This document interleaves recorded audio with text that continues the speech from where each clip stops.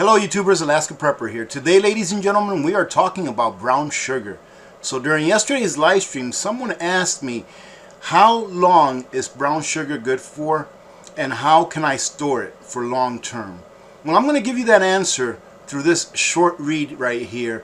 However, what I think is more important is that you be able to make your own brown sugar. And it is such an easy process for anyone to do, ladies and gentlemen, that I believe that once you see how to do it, that you'll stop buying brown sugar and just make your own, because it's a lot better. So here it says, how long does brown sugar last? And ladies and gentlemen, it depends on the storage condition. All right, store brown sugar in a dry, cool area, almost like anything else that you would store.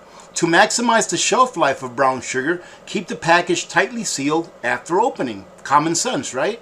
To further extend the life of brown sugar and to prevent it from hardening once open, place sugar in a covered airtight container and cover original package with a heavy-duty plastic bag and or seal.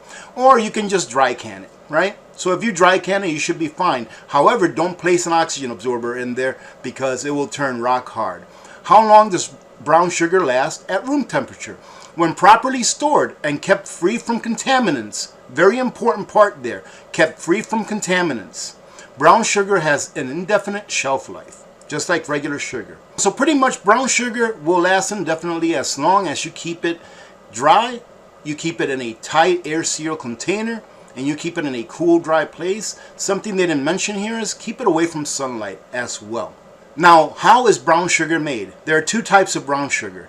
There's unrefined brown sugar, which is sugar that still contains some of the molasses from the original sugar refining process. So for those of you that don't know, when sugar is made, your regular white sugar, at first it's brown. And that brown part in the sugar, when it is first produced at a sugar plant, that brown part is the molasses. And they extract that part from the sugar, refining it to a white sugar, which is what a lot of us are used to seeing at the store, that white sugar, right? So you can buy unrefined brown sugar, which is the sugar that was processed before the molasses was taken out of it. Or, ladies and gentlemen, you can buy refined brown sugar, which is the process of adding molasses back to the sugar, which makes it brown and gives it that brown sugar taste. So let me go ahead and show you how this is done, how easily it's done, what ratio of sugar to molasses I use in order to get somewhat of a medium to medium dark brown sugar. The great part about making your own brown sugar and having the things that you need in order to make your own brown sugar is that these ingredients last pretty much indefinitely. The only two ingredients that you're going to need is going to be white sugar and molasses. White sugar, we all know that it will last indefinitely as long as you properly store it. And molasses. Now, if you take a look at the USDA's website, it tells you that molasses has a shelf life of 1 year. Ladies and gentlemen, I've been using molasses for a very, very long time. I'm actually on a jar of molasses right now that I believe is 3 years past its expiration date. The secret is this, in my opinion, do your own research, is that when you use molasses out of a jar, once you open the jar, I think that if you keep it in the refrigerator, it's better off. However, in my humble opinion, you don't even have to keep it in a refrigerator. But I keep mine in a refrigerator. Mine's been there for 3 years past the best buy date, and it is still good. However, the most important part, I feel, is that whenever you go to use that molasses, that whatever utensil you use to get that molasses out of there, it is extremely clean. Because you do not want to incorporate anything, any kind of bacteria or anything like that to your molasses. If you do, you will notice that your molasses will go bad. You'll see that it starts getting moldy, and once that happens, the entire jar is no good. So as you can see here, ladies and gentlemen, I have 1 cup of refined white sugar. And yes, this is non-GMO, right? This is actual cane sugar that I get from Costco's. And you can see my jar of molasses here that I've been working on for the past several years. Don't use it very much, but I do make an awesome molasses cookie that I did a video a while back. So check it out. And as you can see here, this sugar is just shy of being 3 years past the best buy date. Yes, I know, ladies and gentlemen, I said expiration date before. Forgive me, it's the best buy date. And as you can see here, this molasses is perfectly fine. If you saw any sign of any mold or a little slick like watery substance on top, throw it away. Don't take a chance. But I always take care to make sure that I keep the inside clean by using clean utensils. And normally I just like to pour it.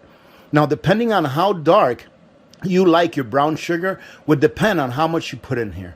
Now, I like my brown sugar about medium dark. So for every cup, I add approximately 2 tablespoons. And I've done this before, so that there's about 2 tablespoons, right? Maybe a little more. But the great thing about this, ladies and gentlemen, is that you cannot ruin it. You can't ruin this. If you make it a little too dark, all you have to do is add a little more white sugar to it and go ahead and make it to the consistency and the color that you want. I like it a little darker because I just love that molasses flavor in my brown sugar. Then this is the hard part, ladies and gentlemen. You have to mix it. And that's it. All you do is give it a mix. Keep mixing it. At first, it's going to be really sticky. You're going to be like, what in the world is this? I can't do this. But if you just keep mixing it, be patient with it, you'll notice that it starts incorporating throughout and becoming homogeneous throughout the sugar mixture as it turns brown. So just keep mixing it. And once it's all brown, this is what you end up with here. And this is perfect brown sugar. Like I said, you can make it to your own liking. And you don't have to just settle for the sugar that you buy or the brown sugar that you buy at the store at whatever color it is that they're selling. Because usually at the store, you can buy light brown sugar or dark brown sugar. Right here, you can make the sugar whatever color you want, whatever consistency you want to have on it as far as how much molasses you put in it. And every time that I make it, ladies and gentlemen, it comes out perfect. Why? Because I control how much molasses goes in there. Now, take a look at this. Isn't this pretty? Go ahead and compare this. If you do it at home, compare this to the brown sugar that you buy at the store. This is just so much better looking, and I know that it's going to taste a lot better. Why? Because I made it to my liking and my family's liking. Now, ladies and gentlemen, before we take off here, I wanted to show you a little kitchen gadget that my wife picked up. This here is a butter holder, and let me show you how it works. We like to leave our butter out of the refrigerator because you all know that when you put it in the refrigerator, it's really hard.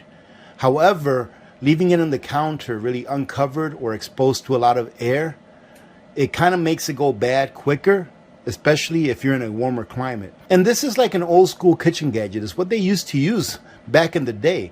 And the way this works is, as you can see there, you put the butter in that reverse bowl, and then the little cup that holds that reverse bowl, you put some clean water. We put some of our reverse osmosis water in there, and then you go ahead and put the butter in there.